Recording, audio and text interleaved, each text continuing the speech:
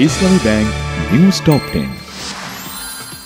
বাংলাদেশের সংক্ষিপ্ত সফরে ঢাকা এসেছেন মালয়েশিয়ার প্রধানমন্ত্রী আনোয়ার ইব্রাহিম। প্রধান উপদেষ্টা ডক্টর মোহাম্মদ ইউনূসের সঙ্গে বৈঠকে আলোচনা হবে অর্থনীতি ও জনশক্তি রপ্তানি নিয়ে।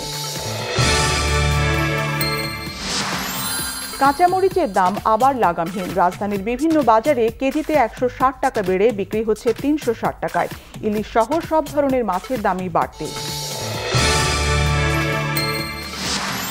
রপ্তানি মূল্যের চেয়ে বেশি দামে দেশের বাজারে বিক্রি হচ্ছে ইলিশ। দাদন আর ডাক প্রথাকে দায়ী করলেন ব্যবসায়ী ও ক্রেতারা।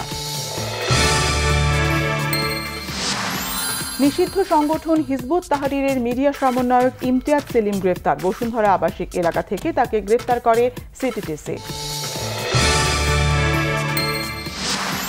ফেনীতে বৈষম্য বিরোধী আন্দোলনকালে মাহবুবুল হাসান মাসুম হত্যা মামলার পলাতক আসামি যুবলীগ নেতা মুরাদকে গ্রেফতার করেছে র্যাব।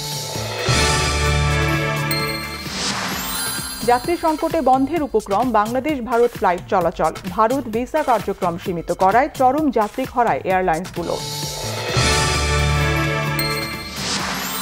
আজ সকাল 6টা থেকে 9টা পর্যন্ত টাঙ্গাইলে 130 মিলিমিটার বৃষ্টির রেকর্ড করা হয়েছে। চলমান বৃষ্টির পালা শেষেই শুরু হতে পারে হালকা শীত। বেতন ভাতা 62% বাড়ানোর আশ্বাসে 3 মাসের জন্য ধর্মঘট স্থগিত করেছেন যুক্তরাষ্ট্রের বন্দর শ্রমিকরা। অচলাবস্থা কেটে প্রাণচঞ্চল বন্দরগুলো। উয়েফা ইউরোপা লিগে নিজেদের দ্বিতীয় ম্যাচেও ড্র করেছে ম্যানচেস্টার ইউনাইটেড। পর্তুগালের এফসি পোর্তোর বিপক্ষে 3-3 সমতায় খেলা শেষ করে ইংলিশ জায়ান্টরা।